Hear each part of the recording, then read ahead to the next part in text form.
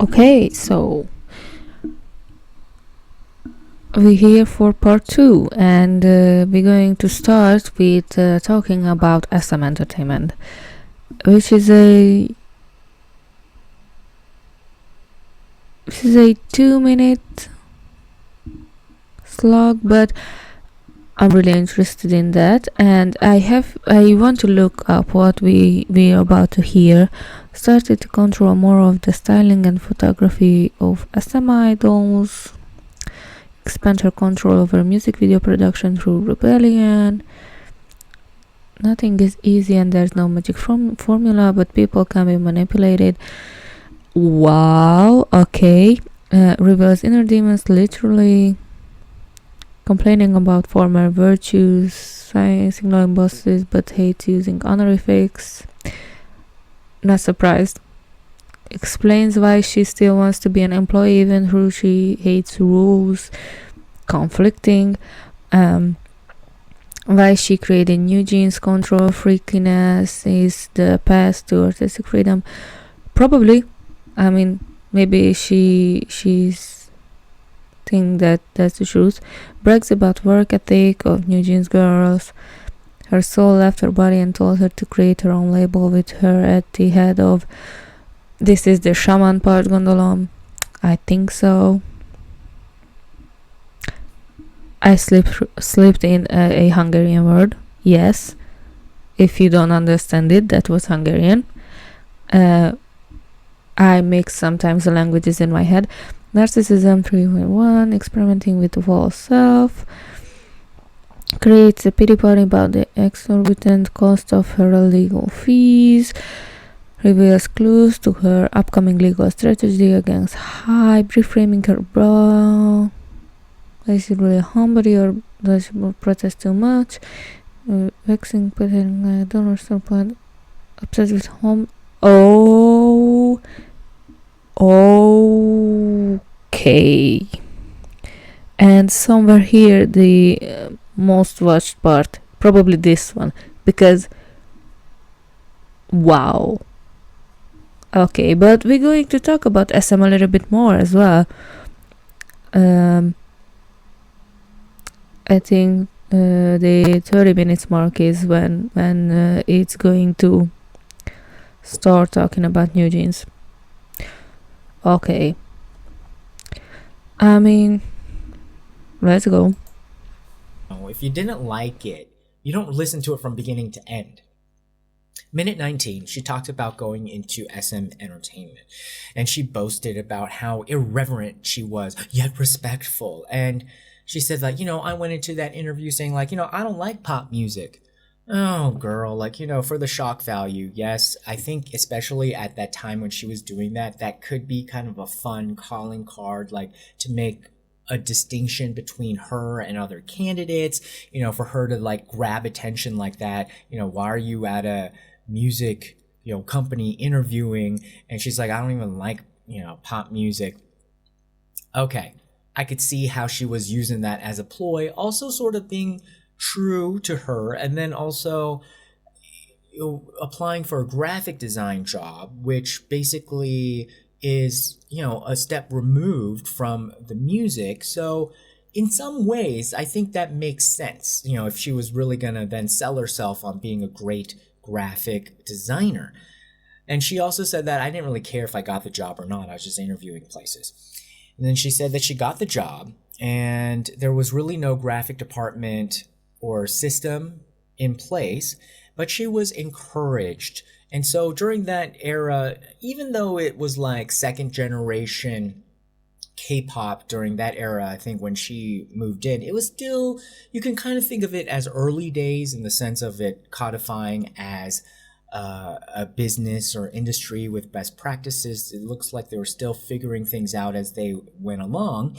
And so she was really encouraged.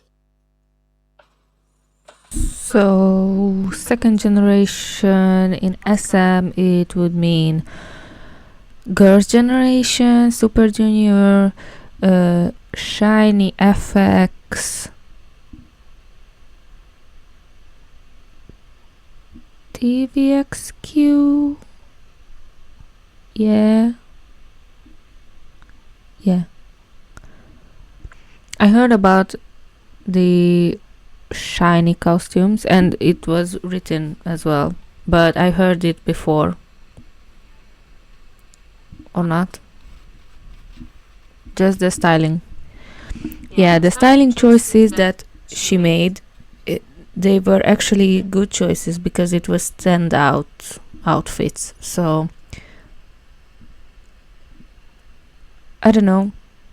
I mean, if we not in this controversy with her, we could say that behind the cameras, she did a decent job with the design and the costumes.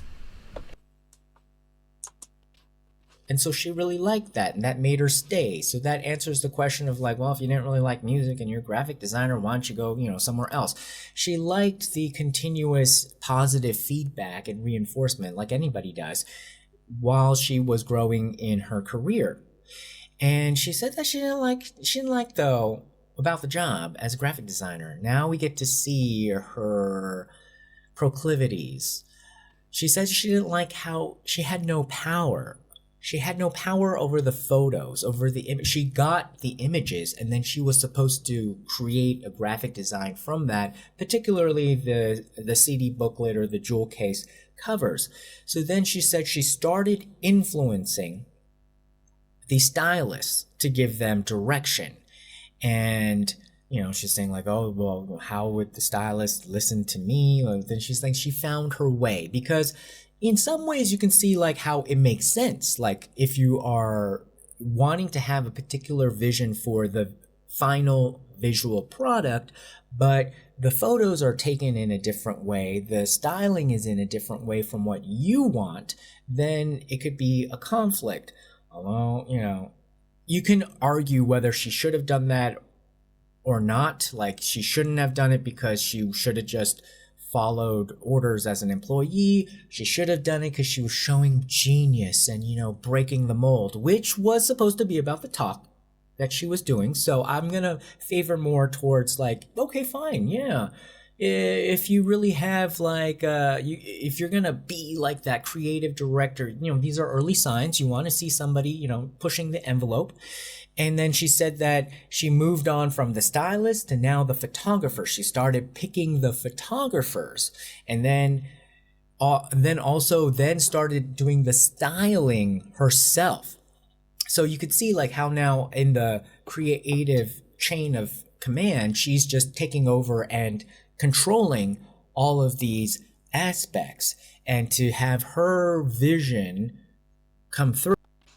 Yeah, but if she stayed in this area of expertise, like the creative visuals, she would have been a amazing leader in this aspect, in my opinion, because she made a lot of changes and elevated SM's style in visual representation, right? In second generation, from how much she worked at SM.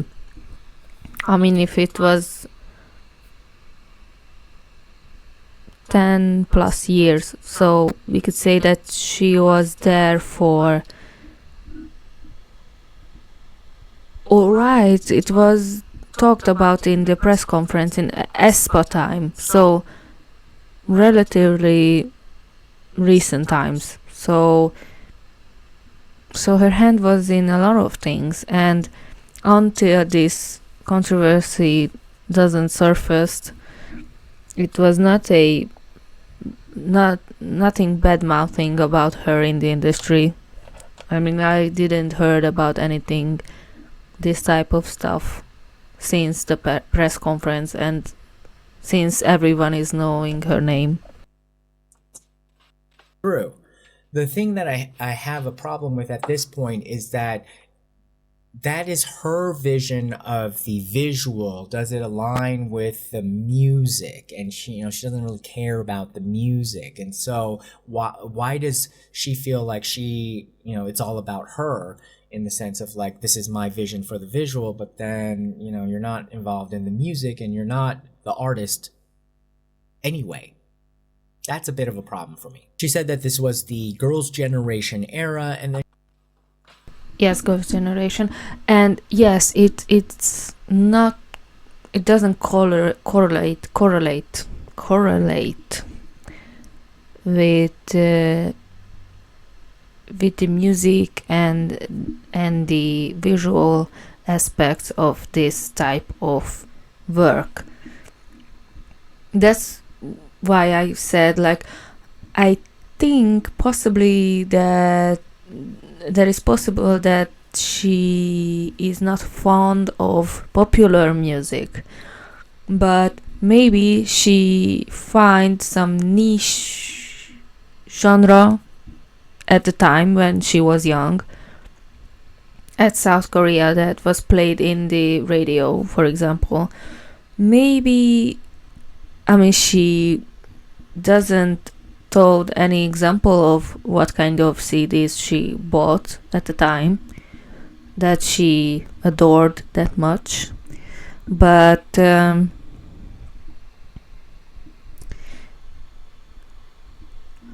yes, it's going to be a problem if you don't think about the big picture. And I think at Adore she did the same mistake. She didn't learn from the experience that she had at SM, and she just cried at the press conference as well, like, oh, and I said, Isuman, that I can't be complete here, and I can't I am not finding my colors and my style in here anymore, and I some sort of line along the lines of like that was her reason to leave SM, I guess. I don't know, she cried a lot. I sometimes forget what she said, actually. I just remember that she's crying and honestly bitching. So, yeah.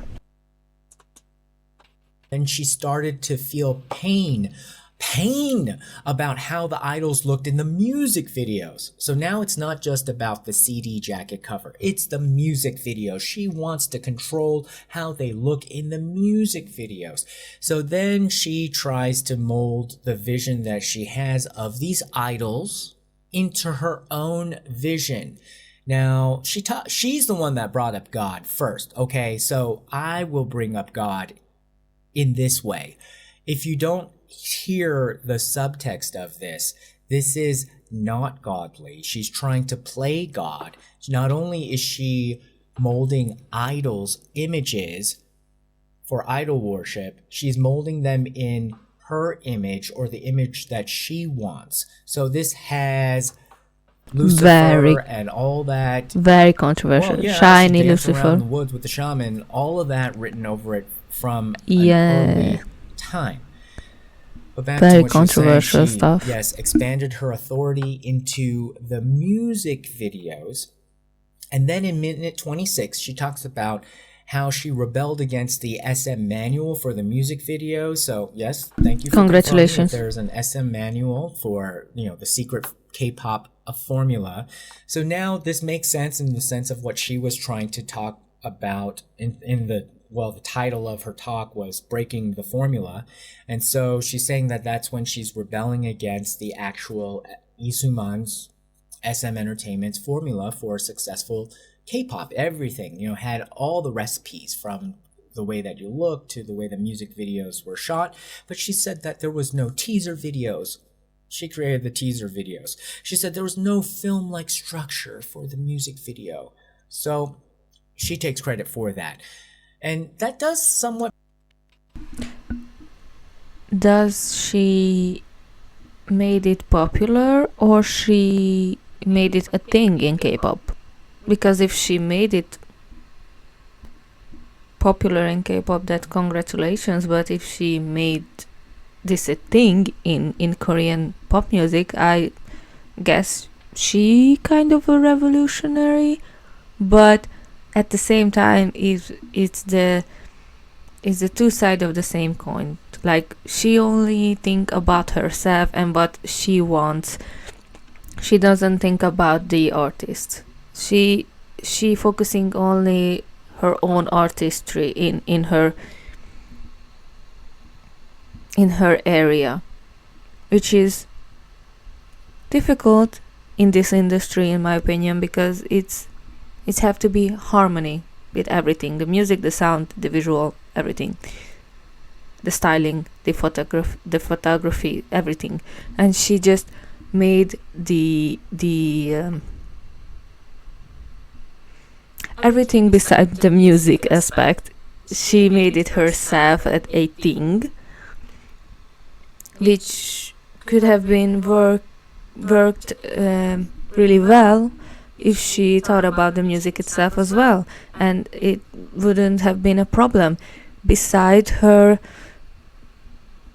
behavioral issues that are maybe a thing in SM as well, but I have to hear what SM employees at the time who are worked with her are saying about her behavior, what she was like when they worked together.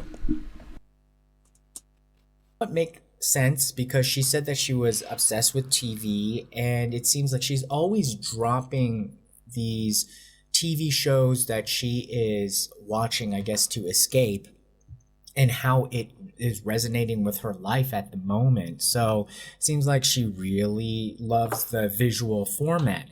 But she said that she hated having to always get confirmation from the company. So once you're on the scale of a music video, that's money. Make your own, not label, but made your own visual company. Like, it's that easy. You don't have to be CEO of a music label if you are not equipped with the things that you need to do when you produce music, when you have to work with artists that are making music. When you do photography and design, you don't have to talk about the artist. You have to be a team with other artists that are at the same work environment as you, like they do the same as you, and you have to brainstorming. So, and the company eventually going to represent your ideas to the musical act that they're going to execute your ideas. So she had a plan, and she turned a little bit sideways what she originally supposed to do with her talent, in my opinion. Money, that's time, that's resources. So she can't just do whatever she wants, especially if she started out as a graphic designer. Like, who's going to listen to her? So she's always trying to she has to get approvals from the company, and she hated that. And she said that that was like the system that she started to rebel against, where, I mean, she can call it that, but is it really a K-pop system that she doesn't like, or she just basically wants to control everything and not have any accountability over it? Anyhow, so she was also mentioning about a specific case in a music video where she was, there was a hill that she was willing to die on. Like, she needed to keep a scene where Crystal from FX eats and swallows paper. I don't know why, how, didn't really go into it. Minute 28, she said that people keep asking me though, like, wow, how do you get your way? What is your own playbook? And she says, there's no magic formula. I never got things so easy. Stop saying that things came to me so easy. People have different personalities. Now she goes into like how to work with people, personalities. So she says you have to understand your boss. So she's going into the Jezebel manual of how to manipulate within a organizational structure to get what you want. So she said you have to know how to persuade, or in her case manipulate. Learned early on the necessity, I believe, of manipulation, but she couched it in the sense of like, you have to understand the different personality types, where people's buttons are, and who your boss is and who you are in relation to your boss. So basically, yeah, the whole power game. But in her case, there's different ways of understanding that is the dynamic within a company. But the way that she did it, it looks like it had a lot of deception, manipulation, and underhanded maneuvers that won't really grow the company in the long run. Usually Because the that kind of stuff makes a lot of your manipulation top on the talent young flee. artists are going to Anyhow, evaporate minute when they 30, are she goes on not a that weird young tangent on anymore. the importance of studying when you're a young kid because it's easier to memorize things. When she was in kindergarten, she had a good memory. She Easier to rejected even the chance to learn a manipulate. bike because she didn't want to embarrass herself. So I don't know, some maybe trauma got triggered here, or she's also she's trying to give the impression that there's a difference between street smarts and book smarts, and obviously she leans on street smarts, and especially as a justification for her outlandish behavior. And to make a excuse why she's not producing music and she doesn't care about music. So yeah, it's easier to say that you street smart about this thing if we talking about the music aspect, because the other hand, she is book smart about the things that she's doing good, like photography and designing. So as I said, two sides of the same coin.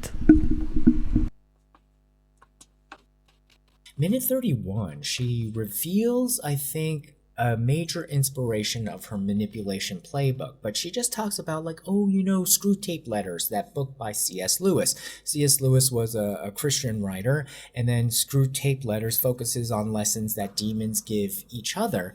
And she said that this was a little bit weird of how she, I think, just kind of unmasked this.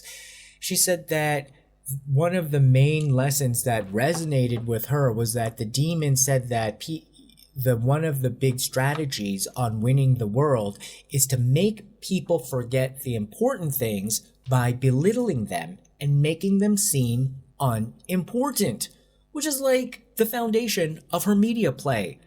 Like, where's the laptop? That is so important, but she's been able to really minimize that, make it not seem as important.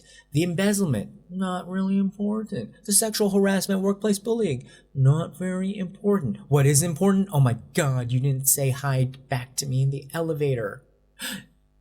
Somebody might have said something to one of the New Jeans members outside the makeup studio. And that going all the way to now National Assembly investigation. We'll get into that maybe in a different video, but that has corruption all over it. Minute 34. She complains about the former bosses, she says, that had virtue signaled and said that you need to know how to navigate office politics. But then she says that she doesn't like to use honorifics. So if you're navigating office politics, you definitely know the handbook on honorifics. Basically, And you should use it. Gesturing respect for. It looks like that she doesn't like to do a lot of things. Like, she doesn't like listening to music. She doesn't really care about it. She doesn't use honorifics, which is a huge thing or in her country. Like, and the swearing as well. I didn't talk about that, but it's okay that you are not drinking or not using any stuff that are highly illegal in South Korea, but and doesn't smoke as well. But this is all things like that you can do in private situations. Like if you're swearing and you admit it in the public that you're swearing, that's I don't know. I think the South Korean general public that are a little bit more conservative sides of the things, they doesn't like that, because everyone is drinking like a little bit, or at social events, or in South Korea when you have to go with your boss, because that's how it is. Like, sadly, like, you don't have the right to say no. Maybe they going to fire you if you don't go with them. So there is a level of understanding about drinking. If you drink, if you smoke, I think it's a really dividing thing, smoking. So the courtesy things of the side, like the cursing, like the honorifics, using honorifics, like, this is all important code names, or how should I say, words that are really important to emphasize when you want to do a positive things, especially in South Korea or in every Asian country, in my opinion. So yeah, it's weird to me, the honorific things. Or older people or people in higher positions than you through even your sentence structure. And she said, I don't like using it, and Americans don't like it either. Why are you dragging America into this? It's totally separate. And she says that there is a formality that she doesn't like there. Then she kind of wanders into this territory. Now, even though she's wandering, she's going to the important part of her agenda to get a subliminal message across. So now she's differentiating between freelancer and employee.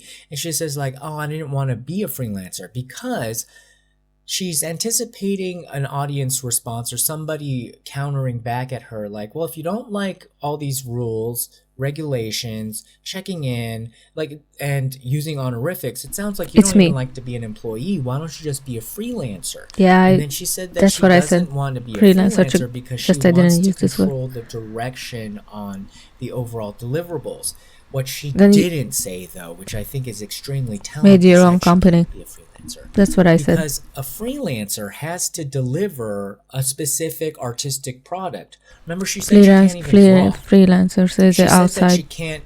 She doesn't care about music. Yes. What would she freelance for? Yeah. So exactly. She wants to be a producer. I guess you could be a freelance producer, but she would have more power as a producer who is a regular employee in-house of the company. So yes, that's why that makes sense. She's trying to make this sound like it's all in some sort of moral, emotional kind of personality thing. But really what she's driving at is that she needs the power of the position to get the most amount done that she can, or have the most amount of power. So a freelancer would definitely not fulfill those things. Now she goes into like, oh, I'm so interested what was the audience's thoughts after this. Sensitive they are, and she's trying to say like they need this space and protection to have creativity. Minute 41, finally she talks about why she created New Jeans. And she said that she wanted to do all the music too when she realized she could make New Jeans, but then she realized, oops, she's not a composer. So she also shades now Street Smart, right? The founder of SM, who was a singer. And she says, well, I couldn't do the music anyway, but anyway, people who are the singers shouldn't be even doing the business. Now she's trying to draw lines. Really? You know, she has to say, like, I must be the producer and also control the business. But then she's also, now at the same time, she's saying, oh, but the artist, they should never do business, according to her rules in her world. And so it looks like... So she has a manual, right? She said that she doesn't have a manual for things. It's just happening freely. Where was it? Admits she wishes everyone could have manual. No, not that. But she said that the answer for one of the questions, that she doesn't use manual. It's all artistic and blah blah blah. But now she has a manual eventually. Like any area that she can't do, oh, it's okay if other people do it, but if she can do it, she must have control over everything. And she says that this is couched in like formulaic thinking. Formula, like she brings in like she Formula, tries to make an analogy to manual. like North Korea being too Oh dictatorial, or wow. like college entrance exams being too, multiple choice. She doesn't even know what she's saying, And then she doesn't really finish in that my thought, and then opinion. she goes, "Oh, but I made the SM logo. I made the hype Yeah, slogan. she's We believe in jumping. music because you have to put your soul into it." So she's trying to go against like saying like, "Oh, it's not about formula. It's about soul. It's like her soul, like my soul. What's she Probably. talking about?" And then If her soul doesn't she's damned what, yet. like saying like there's no soul in music before she came onto the scene. What? I'm glad that I didn't watch this lecture that she gave, because wow, I almost had an aneurysm just now. What?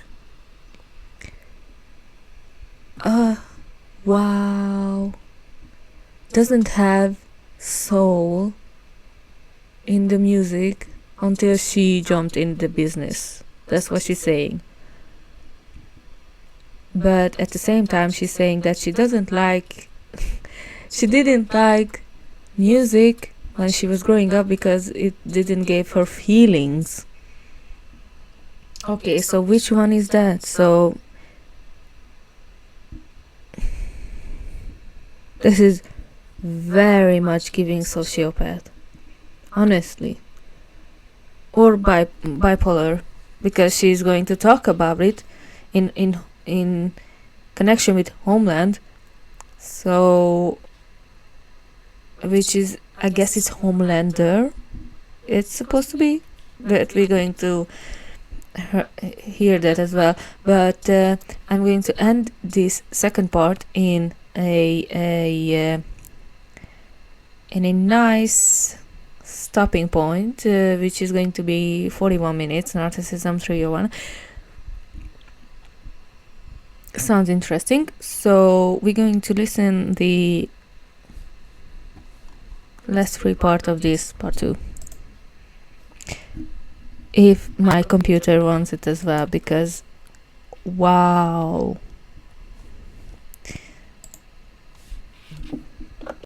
Put out a press release, y'all. Now she's doing something weird. She's saying that there is a synergy between art and business, but then she also complains about how business interferes with art. So let me just try to make it clear for you, because she's saying that the suits over at SM messed up her beautifully crafted artistic creations. She called them old dog and women like kejoshi, kejunma, but that didn't count in her book as swearing. And she says they're all pretending to be holier than thou. All right, this goes really loopy. She talks about how there's preciousness in seeing the potential of artists that they didn't see, but she saw, that she. I don't know what happened in that clip, but it was really weird for me. Because what is she doing? Honestly, what is she doing in this? Well, she is tapping with her feet, and she doesn't look at the audience. She is like this, while she is doing some movements that are not necessary. Like she's anxious, and I can see her body language as well.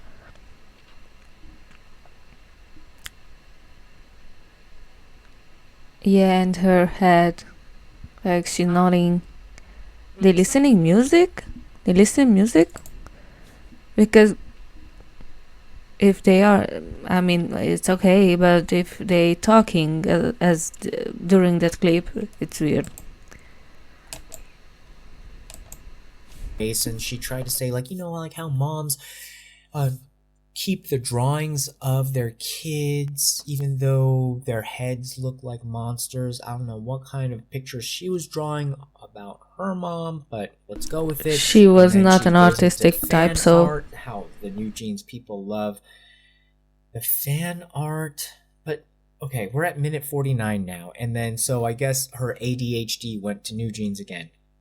And she says, like, oh, the work ethic of the New Jeans girls, they get so much adrenaline and they get really excited from being on stage, and they can't sleep. And then she says, well, some of them can sleep. And then when I ask them, oh, wow, how can you sleep so well? They say, oh, we have something important tomorrow on our schedule, so we have to prepare. She's like, oh, they're so responsible.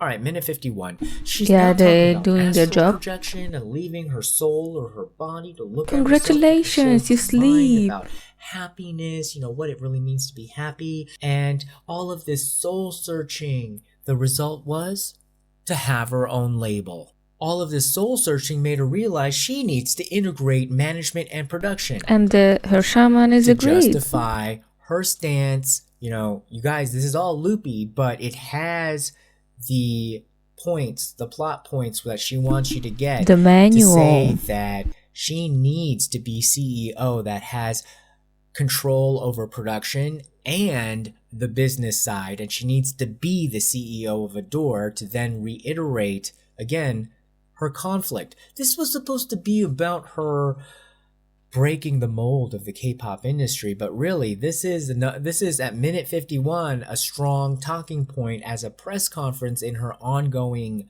corporate battle with HYBE. She wanted to experiment with her life. Her whole life was Yeah, but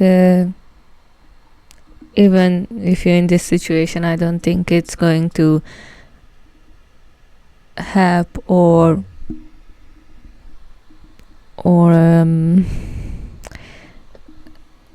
put down your mental illnesses. And apparently Min Hee-jin has a lot of mental illnesses, or as appear to be, allegedly. Was an experiment on what she could do. Again, this is giving narcissism vibes. And okay, we're going to stop here, and we're going to do part 3. So don't go anywhere.